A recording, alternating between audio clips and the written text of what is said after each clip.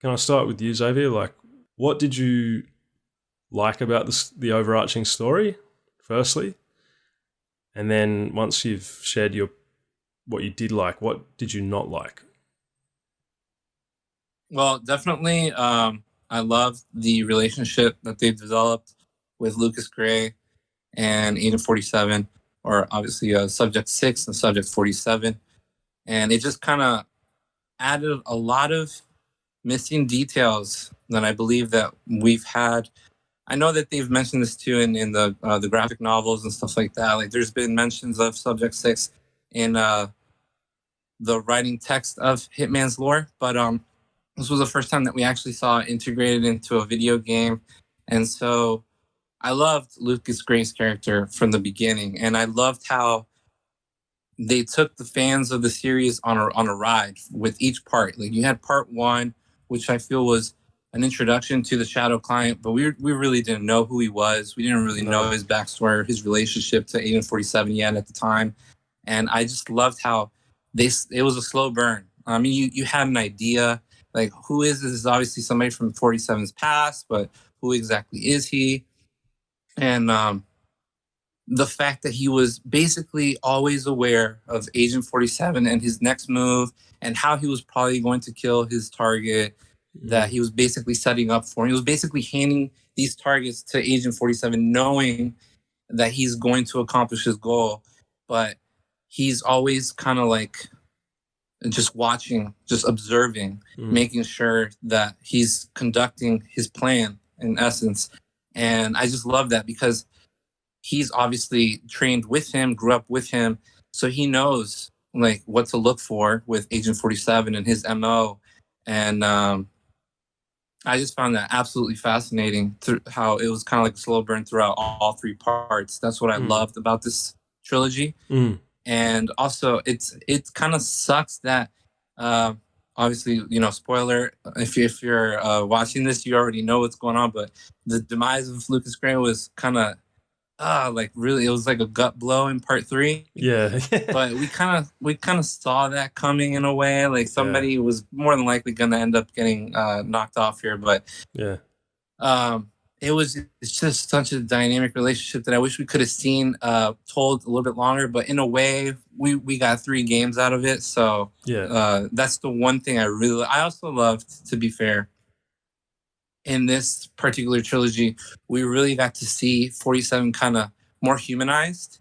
Absolutely. And I feel like the story kind of helped develop that because obviously we've known Agent 47 as like this emotionless character for so long because he's just been trained to kill. Literally, that's all he knows how to do. And the relationship that he has with Diana has grown over the years. And in this trilogy, it was like a chef's kiss moment when we have that part in Argentina where he actually gets to, obviously as a cover, but he actually finally gets to dance with Diana. It's just like, oh man, this is awesome because it's such a human characteristic that you would have never thought Agent 47 would even be able to tango or just have a nice slow dance with Diana. Yeah, that's so true. So the character development, I thought they did wonderfully with Diana and Agent 47. Obviously, you could tell that there's a lot of trust there between the two, even at the very end where you think there was a double cross.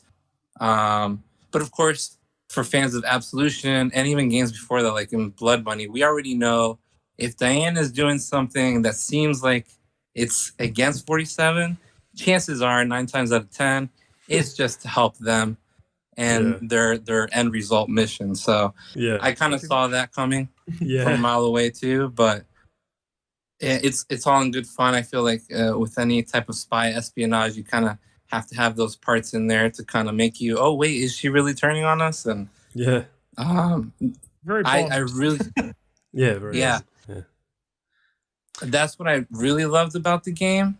And I guess something that I didn't really care for or a negative connotation towards it was I feel like they could have put a little bit more emphasis on the Providence board members, because I feel like we kind of there's a few board members that we see that Arthur Edwards is talking to, or he's saying, oh, watch your back because nobody's safe anymore. And then you're just like, well, whatever happened to them? Because like I know in Colorado, you can see the board that Lucas Gray had, basically questioning, is this target worth it? Is this target worth it? This target we definitely need to take out. So I wish they would have put a little bit more emphasis on why Lucas Gray was targeting specific board members, because in the end, I don't believe technically Agent 47 took out everyone in Providence. I think he just took out most of the people that I guess had the more strength in the organization. And that's just one thing that always kind of left me a little bit of curious as to why they did it that way. But I guess in the end, it's just to kind of make the story kind of run smoothly. But as far as lore-wise, I think they did a phenomenal job. They really did a great job kind of intertwining the targets. I feel like each target in the game had a reason for them being there, even if it could have been a very minuscule, small part. But it's a part that they played in a huge plan from Providence and also from Lucas Gray trying to take down Providence and ICE's connection towards it. So I think they did a really good job kind of just seamlessly bringing us through the story that way. Yeah, I agree with everything you say. I think your explanation of I applaud your summary, because I think you hit the nail on the head with everything you just described. I like the way you use the metaphor of the slow burn from the get-go. I agree wholeheartedly with with Hitman 1 being the perfect setup. Like I just think it was executed so flawlessly, that setup of those characters, because at the end of Hitman 1, like, you have the cliffhanger in the train with Diana and the constant meeting, and you know, she looks at the photo of, like, the constant convinces Diana to join Providence in the fight against the Shadow Client, because Arthur Edwards can offer insight into 47's past, and we have the photograph of an adolescent 47. Like, that was just such a good cliffhanger. And I agree with you. I felt Lucas Gray's death was far too premature. He was by far, I think, the most intriguing character of the entire story. Of a lot of Hitman stories, I think he is by far the most complex and interesting character. And I think they tried to kind of, with his death, I don't want to talk about it too much because I'm currently making a video on it, but I'll just briefly say that I thought his death was a bit cheap, in that they were trying to get, like, some kind of tragic moment in the story. And they're like, oh, we can't kill off Diana. Yeah, that's it.